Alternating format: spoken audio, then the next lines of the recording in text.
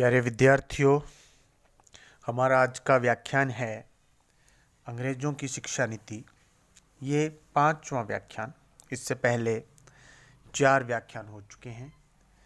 विगत व्याख्यान की हम बात करें तो उसमें हम कर रहे थे कि अंग्रेजी शिक्षा जो पाश्चात्य शिक्षा है उससे हमें एक नई दुनिया के दर्शन करवाए। पाश्चात्य विचारकों को पढ़ने का अवसर मिला। पाश्चात्य विचारकों में जो महान लेखक थे जिन्होंने दुनिया को प्रभावित किया, वो विचार भारत के लोगों को भी मिलने लगे। कार्ल मार्क्स जैसे लोगों से समाजवाद की जानकारी भारत के लोगों को मिलने लगी।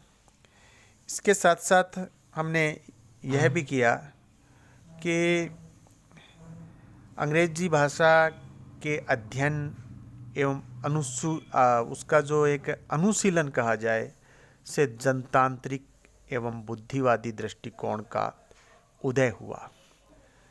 यूरोप के मैजनी जैसे विचारक, उन्होंने भारत के राष्ट्रीय आंदोलन के नेताओं को प्रभावित किया, जिसमें आपने पढ़ा होगा सेकंड ईयर में, राजस्थान के जो ठाकुर केसरी सिंह बारठ थे वो मैजनी के विचारों से प्रभावित थे। उस समय हमने यह भी जाना कि जर्मनी के एकीकरण में बिस्मार्क के जो योगदान है, उसका कंट्रीब्यूशन है, किस प्रकार से वो संभव हुआ। और साथ साथ एक यह बात बड़ी महत्वपूर्ण रही कि जो प्राक ब्रिटिश साहित्य है, केवल हम ब्रिटेन की बात कर रहे हैं, जर्मनी की बात नहीं कर रहे हैं, साथ में हम और इटली की बात नहीं कर रहे हैं, इंग्लैंड की बात कर रहे हैं। ब्रिटिश साहित्य में ऐसा कोई ग्रंथ नहीं था जिसमें राष्ट्रवाद के प्रति इतने अच्छे विचार या राष्ट्रवाद के बारे में लिखा हो।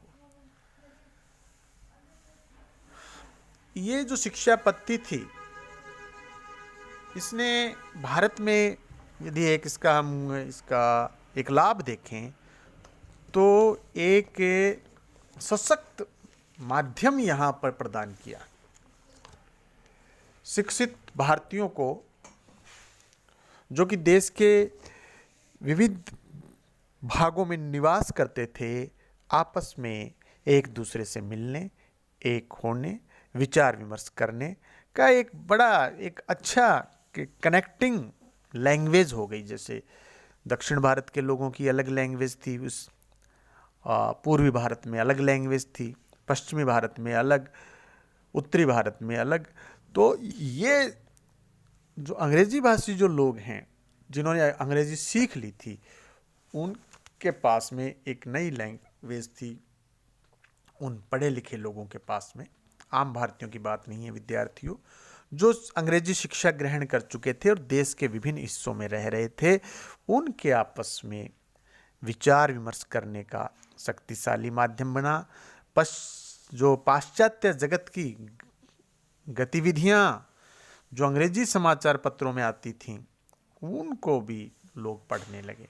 लोगों से, जहां भी मैं इस संदर्भ में बात कर रहा हूं, शिक्षित लोगों की बात कर रहा हूं, विश्व की जो समसामयिक घटनाएं थीं उनकी जानकारी का माध्यम अंग्रेजी भाषा ही था, क्योंकि वो अंग्रेजी में ज़्यादातर अखबार, समाचार पत्र संप्रेषण के माध्यम अंग्रेजी में, इससे लोगों की जानकारी में वृद्धि हुई।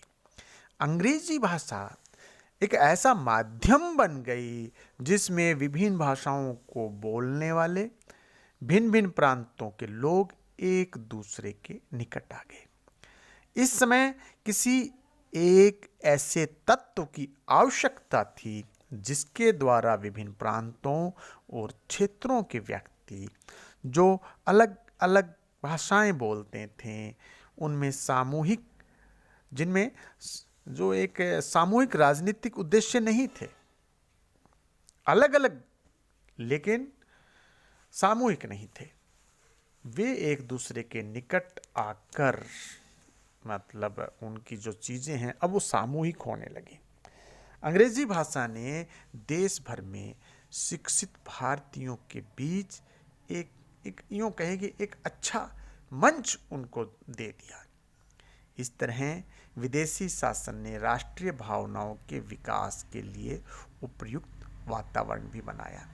पाश्चात्य विचारकों को आत्मसात करने की जो क्षमता अंग्रेजी भाषा के अध्ययन से यूँ कहा जाए कि भारतीयों में डेवलप हुई थी।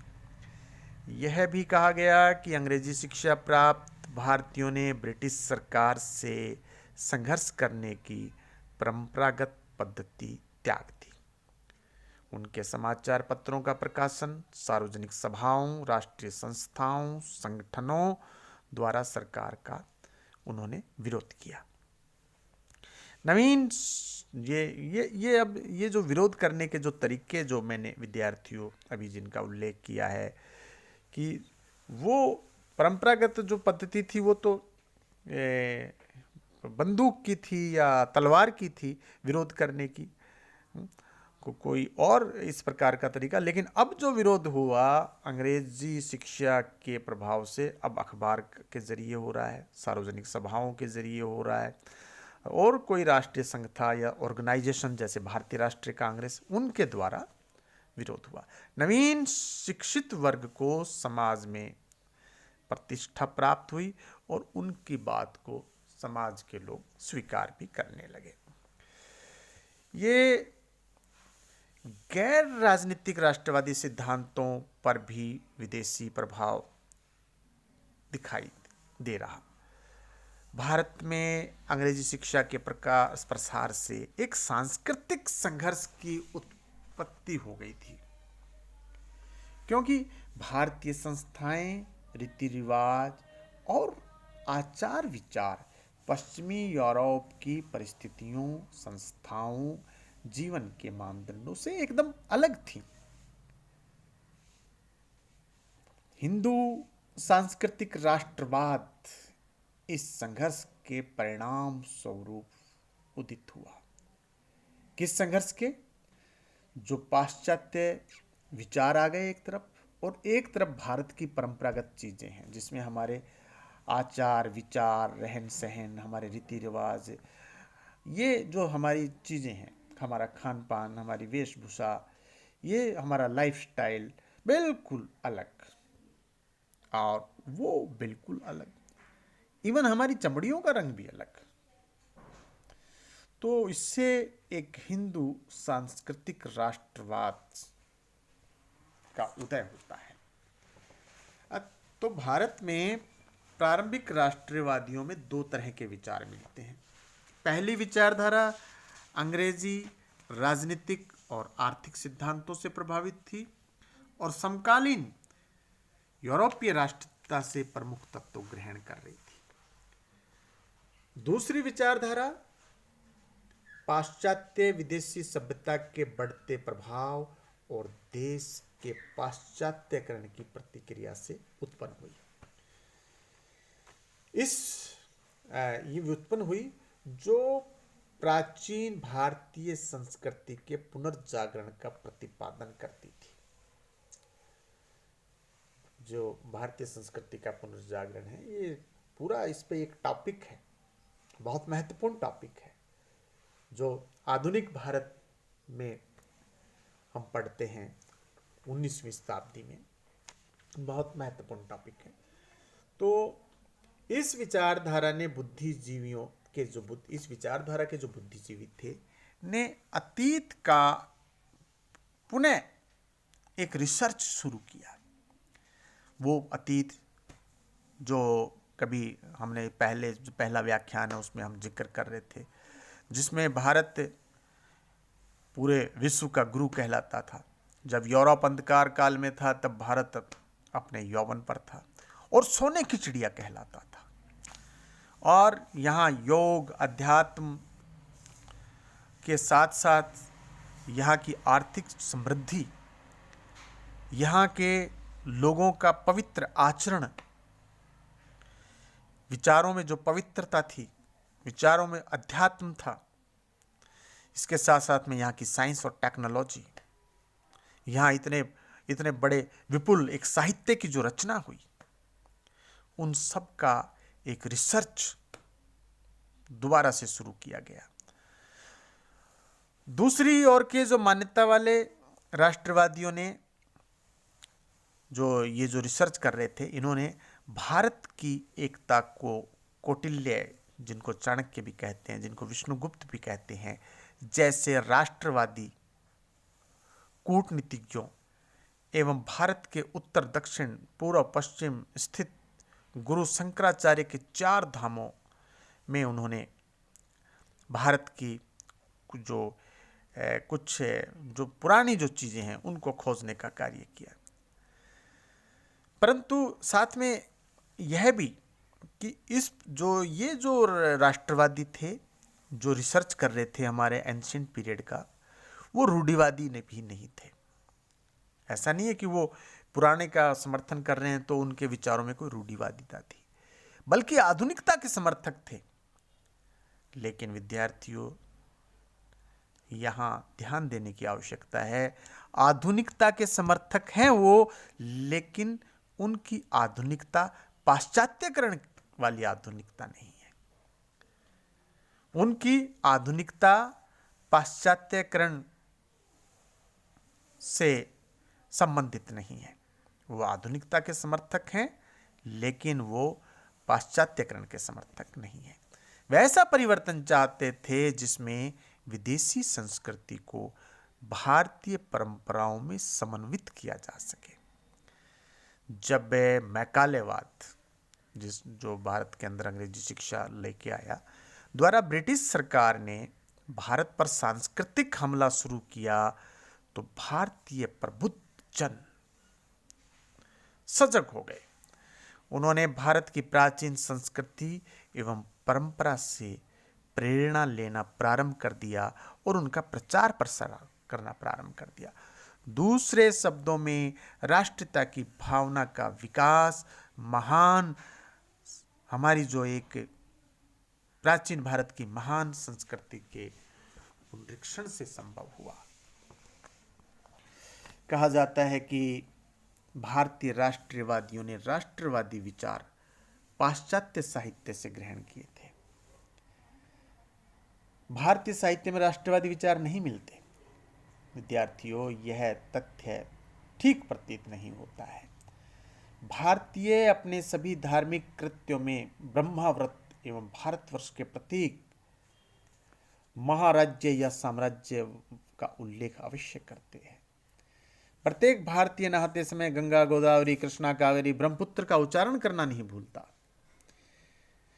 आप तो छोटे हैं विद्यार्थियों, हम जब छोटे थे, हमारे दादा, हमारे जो परिवार के बुजुर्ग जब स्नान करते थे तो ये सारी नदियों के नाम उनके उच्चारण में आते थे। इसी प्रकार अटक से कटक तथा कश्मीर से कन्याकुमारी तक का प्रदेश, भारतवर्ष प्राचीन काल से एक राष्ट्र के रूप में ज्ञात रहा है। वो आपने प्राचीन भारत में विद्यार्थियों पढ़ा है, बड़े बड़े साम्राज्यों को आपने पढ़ा है। कहा जा सकता है कि भारत में राष्ट्रीयता की भावना सदैव से अस्फुटित रूप से दिखाई दे रही है।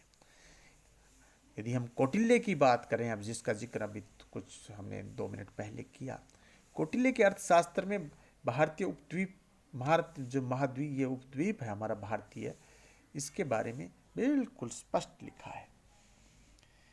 ये जो इन पानी और पहाड़ से घिरा हुआ है, ये स्पष्ट लिखा हुआ है उसके अंदर। तो कहा जा सकता है कि दादा भाई नौरोजी, बनर्जी, मेहता एवं रमेश चंद्र दत्त आदि विद्वानों के अपने कोई मौलिक विचार नहीं थे।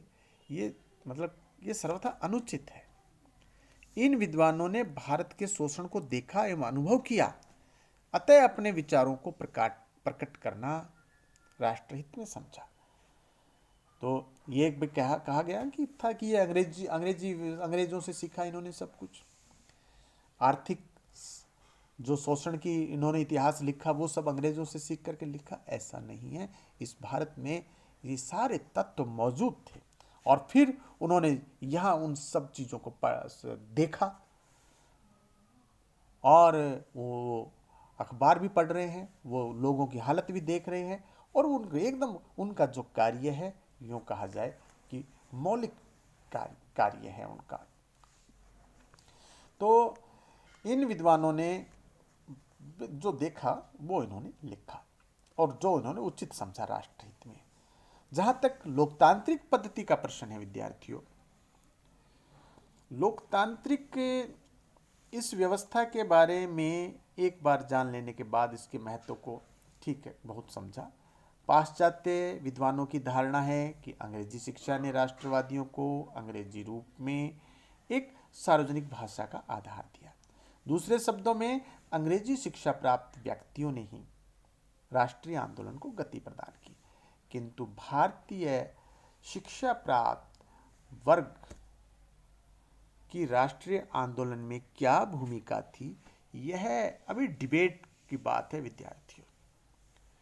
और जहां तक हमारे पास आंकड़े उपलब्ध हैं वो कहते हैं कि अंग्रेजी शिक्षा ने भारतीयों को राष्ट्रवाद सिखाया, लोकतंत्र सिखाया, लेकिन 1930-31 तक कोई 2% व्यक्ति भी नहीं थे जो अंग्रेजी बोल सकते थे, अंग्रेजी समझ सकते थे। तो बाकी का जो 98% है वो अभी भी अंग्रेजी विचार, अंग्रेजी साहित्य, अंग्रेजी भाषा उनसे उसका ताल्लुक नहीं था। और ये जो 2% से भी कम लोग हैं ये बहुत बड़े नगरों में रहते थे, व्यावसायिक जो नगरों हैं वहाँ पे ये रहते थे और ये इनका जो लाइफस्टाइल है ये लगभग अंग्रेजों जैसा ही होता था। तो ठीक है, प्रारंभ में राष्ट्रीय आंदोलन में इनका एक रोल है, लेकिन वो जो प्रारंभिक राष्ट्रीय आंदोलन है उसको वास्तविक रूप में आप जानते हैं विद्यार्थियों राष्ट्रीय नहीं कहा जा सकता है। साथ ही अंग्रेजी शिक्षा प्राप्त इस वर्ग का स्थानीय जनमानस से कोई संबंध नहीं था। ये लोग कोई महात्मा गांधी जैसे नेता नहीं थे। वस्तुतः महात्मा गांधी, लोकमान्य तिलक इन जैसे नेता वो नहीं थे। वस्तुतः उस समय अंग्रेजी शिक्षा प्राप्त व्यक्तियों की संख्या अत्यंत सीमित थी। नवीन शिक्षा प्राप्त युवा सामान्यतः कंपनी, व्यावसायिक ढांचों में, प्रतिष्ठानों में या कंपनी सरकार में, उसमें भारत ब्रिटिश सरकार में नीचे दर्जे की नौकरी प्राप्त करते थे और कुछ लोगों को उनकी योग्यता के अनुरूप नौकरी नहीं मिली हुई थी तो वो वैसे फ्रस्ट्रेट थे। कुछ का वेतन बहुत कम था तो वो वैसे दयनीय स्थिति में थे। अधिकांश युवा उस समय के आर्थिक कारणों से अपना अध्ययन उस अंग्रेजी शिक्षा के स्कूलों में भी प्रवेश नहीं कर पाते थे। तो ऐसी जो ये कहना कि भाई इन्होंने अंग्रेज़ों के कारण ये सब हुआ भारतीय राष्ट्रीय आंदोलन, ये बात जो है ठीक पूरी तरह ठीक नहीं है। और ये जो क्लास था जो कि पढ़ा लिखा था उनमें बहुत से असंतुष्ट थे और उस असंतुष्टि का एक कारण जो मैंने पहले बताया उसको दूसरे रूप में बता रहा हूँ कि जो उच्च पद थे उन पर अंग्रेजों का एक अधिकार था। तो ऐसे लोग अपने व्यक्तिगत कारणों से राजनीतिक आंदोलन का समर्थन कर रहे थे, किंतु उनकी एक जो सक्रिय भूमिका होती है वो नहीं थी, क्योंकि अधिकांश शिक्षित भारतीय सरकारी कर्मचारी थे और शिक्षित बुद्धिजीवी वर्ग ने प्रारंभ में देश की सेवा के लिए सामाजिक व धार्मिक सुधारों को माध्यम बनाया। बुद्धिजीवी वर्ग की जहाँ तक बात है, यहाँ उल्लेखनीय है कि एक और जहाँ वे अंग्रेजी एकाधिकारवादी व्यवस्था से असंतुष्ट थे, वहीं ब्रिटिश सभ्यता के संपोषक एवं प्रचारक भी थे। इसीलिए राष्ट्रवादियों ने आधुनिक शिक्षा की आलोचना की है। इससे न तो राजनीतिक गुलामी को और न ही भारतीय समाज के आर्थिक व सांस्कृतिक पिछड़ेपन के कारणों को समझा जा सकता है। इसने भारतीय इतिहास का विकृत विवरण प्रस्तुत किया। अंग्रेज़ों ने जो भारतीय इतिहास और उनके जो पिछलग्गू थे, जिनमें भारतीय भी थे, उन्होंने भारतीय इतिहास को विकृत ढंग से प्रस्तुत किया, भारत के ब्रिटिश विजेताओं का गुणगान किया और उन्हें सभ्यता का प्रचारक बताया। अंग्रेजी शिक्षा पद्धति पर टिप्पणी करते हुए गोपाल कृष्ण गोखले ने कहा था कि इस शिक्षा व्यवस्था का उद्देश्य था मध्यम वर्गीय भारतीय नौजवानों पर ब्रिटेन के गौरव व समृद्धि की छाप डालना और उन्हें विदेशी जो नौकरी है उसके सुयोग्य, ब्रिटिश अफसरशाही के सुयोग्य नौकर बनाना। भारतीय विद्वानों की मान्यता है कि आधुनिक शिक्षा का हानिकारक प्रभाव हिंदू मुस्लिम वैमनस्य के रूप में भी देखने को मिलता है। बहुत सीमित रूप में मुस्लिम वर्ग ने अंग्रेजी शिक्षा को अपनाया और यह वर्ग राजनीति के प्रति उदासीन रहा। शिक्षा के अभाव के कारण मुसलमान उदार राष्ट्रवाद से बहुत कम प्रभावित हुए। इसका सबसे बड़ा कारण था उनमें शिक्षा का अभाव। अतः प्रारंभिक मुस्लिम नेताओं ने अपने सहधर्मियों के पिछड़ेपन की जो समस्या है को समाप्त करने की समस्या पर ही अधिक ध्यान दिया। वे शिक्षा में समानता, शासकीय सेवाओं, व्यवसायों के समान अवसर एवं प्रांतीय व स्थानीय संस्थाओं में समान भागीदारी प्राप्त करने के इच्छुक रहे। दूसरे शब्दों में प्रारंभिक मुस्लिम नेता राष्ट्रहित के संबंध में अधिक सचेत नहीं थे। वे अपनी कौम को ऊपर उठाना चाहते थे और फिर बाद में तो ये किया कि उन्होंने कौम को ऊंचा उठाने की बजाय अपनी कौम की अशिक्षा, अज्ञानता का लाभ उठाते हुए उनको एक सांप्रदायिकता और वैमनस्य और हिंदू विरोध में खड़ा कर दिया और एक अलग देश की बात जो है उन्होंने की। तो इस अज्ञानता को बाद में उन्होंने एक टूल के रूप में भी इस्तेमाल किया। हिंदुओं का आधुनिक शिक्षा की ओर अधिक झुकाव था और सरकारी सेवाओं तथा अन्य व्यवसायों को बड़ी संख्या में प्राप्त किया, जिससे मुस्लिम वर्ग में असंतोष बढ़ा। इस कारण ऐसा जो वातावरण था वो राष्ट्रीय आंदोलन में हानिकारक सिद्ध हुआ, क्योंकि हिंदू तरक्की करता जा रहा था, मुसलमान पिछड़ता जा रहा था। तो मुस्लिम नेताओं ने इन पिछड़े हुए मुसलमानों को अपने राजनीतिक हथियार के रूप में इस्तेमाल किया। भारत में राष्ट्रवाद का जन्म उन परिस्थितियों के परिणाम स्वरूप हुआ जो ब्रिटिश शासन के दौरान उत्पन्न हुई। अंग्रेजों ने भारत की राजनीतिक सत्ता पर आधिपत्य ही नहीं जमाया, बल्कि भारतीयों को अपनी सामाजिक हीनता का भी आभास हुआ और दूसरी ओर बेरहमी से उनका शोषण किया जा रहा था। अतः लोगों ने इसके विरुद्ध आवाज उठाई। अनेक आदिवासी एवं किसान आंदोलन अंग्रेजों, जमींदारों एवं साहूकारों की शोषण नीति के विरुद्ध हुए थे और यह सर्वविदित है कि आदिवासी लोग पूर्णतः निरक्षर थे।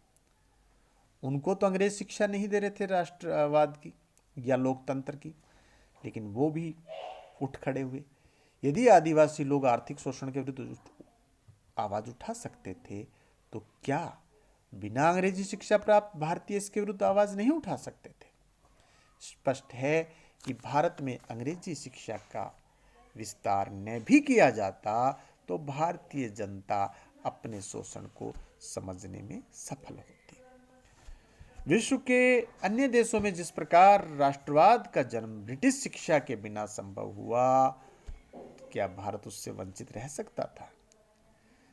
अतः ये कहना कि उस कारण से हुआ, अंग्रेजों के कारण से हुआ, ये जो है ये बिल्कुल गलत है। डॉक्टर बिपिन चंद्र पाल का एक स्टेटमेंट का उल्लेख करना चाहूँगा। भारत का राष्ट्रीय आंदोलन साम्राज्यवाद और इसकी शोषण व्यवस्था से पैदा हुआ। शिक्षा व्यवस्था चाहे जैसी भी रहती, जो भी रहता, राष्ट्रीय आंदोलन होता और बिना पाश्चात्य शिक्षा और उसके भी राष्ट्रीय आंदोलन होता। अतः कहा जा सकता है कि भारतीय राष्ट्रीय आंदोलन आधुनिक शिक्षा पद्धति का प्रत्यक्ष व अनन्य परिणाम नहीं था। अतः यह कहना सर्वथा अनुचित होगा कि मात्र अंग्रेजी शिक्षा के कारण भारत में राष्ट्रीयता का आविर्भाव हुआ या लोकतांत्रिक विचार आए। ठीक है, वो एक कारण था, लेकिन राष्ट्रीयता भी आती, लोकतांत्रिक विचार भी आते, चाहे देर से आते। वस्तुतः राष्ट्रीय आंदोलन केवल अंग्रेजी शिक्षित व्यक्तियों तक सीमित रहता तो क्या वह कभी जन आंदोलन बन सकता था? भारतीय राष्ट्रीय कांग्रेस, विद्यार्थियों, आप जानते हैं 1885 में उसका जब जन्म हुआ और जिस मोड में उसने कार्य किया वो केवल एप्लीकेशंस देते थे, प्रार्थना पत्र प्रस्तुत करते थे, रिमाइंडर प्रस्तुत करते थे। वो ऑफिशियल लोग थे, वो पेपर वर्क वाले लोग थे, और वो पेपर वर्क से और इससे कोई देश आज़ाद नहीं हो सकता बिना त्याग के, बिना कुर्बानी के, बिना बलिदान के। वो त्याग, कुर्बानी, जो बलिदान है, उससे देश आज़ाद हुआ, न कि शिक्षित भारतीयों से। एक इनिशिएटिव लिया शिक्षित भारतीयों ने, लेकिन देश आज़ाद हुआ जन आंदोलन के कारण। अंग्रेजी शिक्षा का योगदान केवल परोक्ष रूप में था, क्योंकि उसने भारतीयों को पाश्चात्य राजनीतिक जीवन का ज्ञान दिया और संघर्ष दिखाया। और ये ज्ञान और ये संघर्ष नहीं भी आता तो भी विद्यार्थियों, देश आज़ाद होता। पहले होता या देर से होता वो एक अलग बात है, लेकिन इन जिन विचारों से प्रभाव की बात बताने का प्रयास किया जाता है, उनकी अनुपस्थिति में भी हम आज़ादी प्राप्त करते। हम लोकतंत्र, हमारे देश में लोकतंत्र आता, उस हमारे देश में धर्मनिरपेक्षवाद, ये देश धर्मनिरपेक्ष तो शुरू से रहा है विद्यार्थियों। अंग्रेज कोई नई शिक्षा लेकर के इस देश को नहीं आए। आप देखिए, जब यहाँ पर बौद्ध धर्म का उदय हुआ, जैन धर्म का उदय हुआ, उस समय क्या वैदिक धर्म के अनुयायी, जो सनातन धर्म जो था बहुत ताकतवर था उस समय, वो इनको बाई बर्थ खत्म कर सकता था।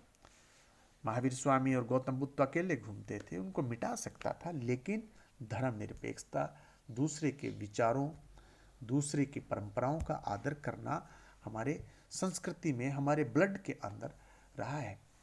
कोई अपवाद हो सकते हैं, और लेकिन अपवाद से कोई सामान्य नियम नहीं बनाए जा सकते। तो धर्मनिरपेक्षता भी हमारे लिए कोई नई चीज़ नहीं थी।